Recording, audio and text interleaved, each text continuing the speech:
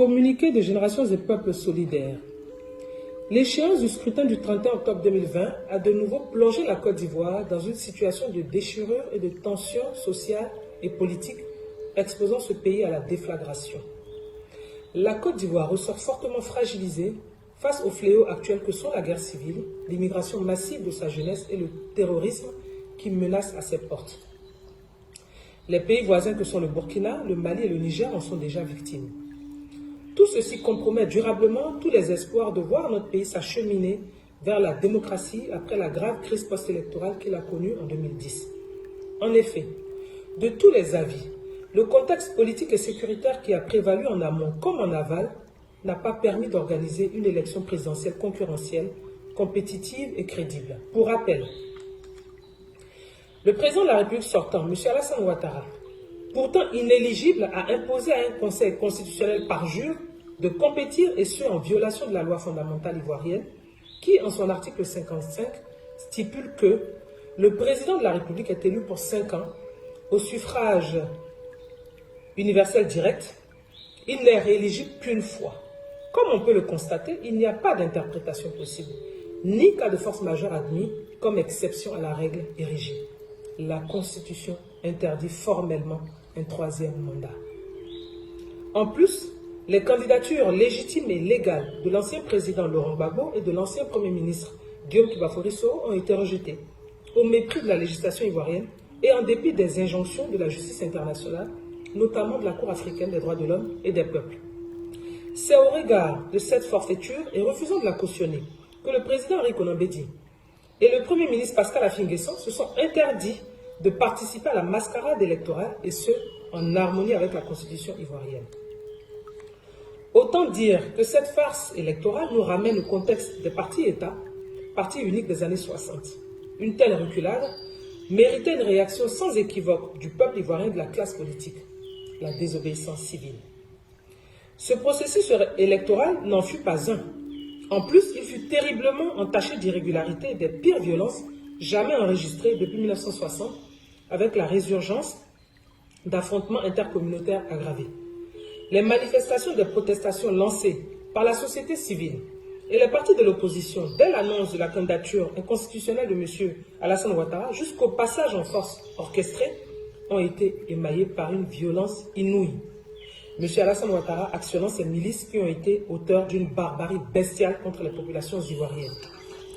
Le bilan de ces actes de sauvagerie est lourd. Près de 200 personnes atrocement tuées, plus d'1 millier de blessés, plusieurs arrestations et des milliers de déplacés cherchant refuge dans les pays voisins selon le Haut Commissariat de l'ONU pour les réfugiés. À ce jour, plusieurs hauts responsables de l'opposition sont en détention, dont des députés, des leaders politiques et des personnalités de la société civile. Malgré le règne de la terreur et les nombreuses violations des droits de l'homme observées, l'opposition politique en toute responsabilité affirme que le seul antidote à l'effondrement de l'État ivoirien demeure la démocratie et le respect strict de la Constitution. C'est pourquoi elle exige la dissolution du Conseil constitutionnel par jeu, la dissolution de l'actuelle Commission électorale indépendante monocolore et aux ordres, l'audit international de la liste électorale, la libération de tous les prisonniers politiques civils et militaires, le retour sécurisé de tous les exilés, la commission d'une enquête internationale pour situer les responsabilités des atrocités commises avant et après la mascarade électorale et identifier leurs auteurs, la mise en place d'une transition civile pour l'organisation d'une élection présidentielle transparente et inclusive. C'est dire que nous ne reconnaissons pas le 3e mandat inconstitutionnel de M. Alassane Ouattara et par conséquent, il ne peut être accepté comme président élu. Génération et Peuples solidaires considèrent que la farce électorale du 31 octobre 2020 établit clairement que le peuple de Côte d'Ivoire n'a pas voté pour Alassane Ouattara et de ce fait que ces élections sont réputées nulles et de nul effet. Les tentatives maladroites du président français Emmanuel Macron de reconnaître M. Alassane Ouattara comme président en violation de la Constitution du massacre de plus de 200 Ivoiriens, dont le jeune Kofi Toussaint décapité, est une faute.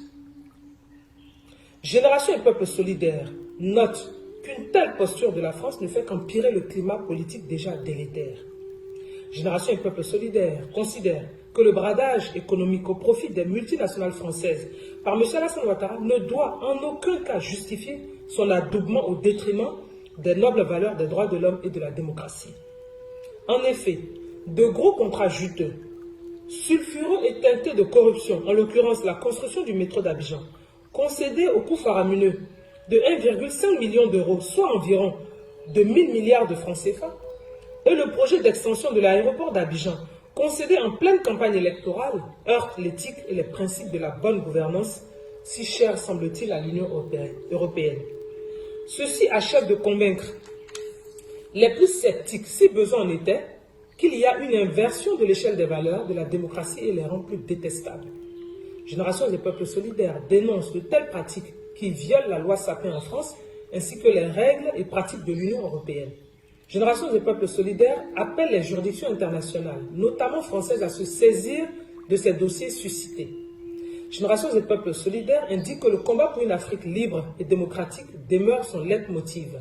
Génération des peuples solidaires continuera à s'opposer au troisième mandat et aux présidences à vie en Afrique. C'est pour toutes ces raisons qu'il urge que l'opposition politique se réveille et porte haut le flambeau du combat pour la démocratie et l'état de droit. Génération des peuples solidaires sollicite le président Henri Konan Bédié et l'ensemble des leaders des partis d'opposition au fin de convoquer toutes les plateformes politiques engagées dans le combat pour l'état de droit et la démocratie pour faire un état des lieux de la désobéissance civile sans complaisance, en tirer les leçons afin de rassurer le peuple et relancer son noble combat, car la lutte doit continuer. Génération des peuples solidaires félicite le vaillant et courageux peuple de Côte d'Ivoire pour sa bravoure et sa pugnacité et l'invite à se mobiliser davantage.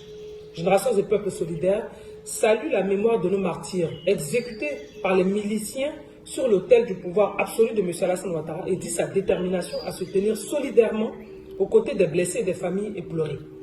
Vive la désobéissance civile, fait à Paris le 30 novembre 2020 pour GPS, Maître Afoussiata Bamba Lamine.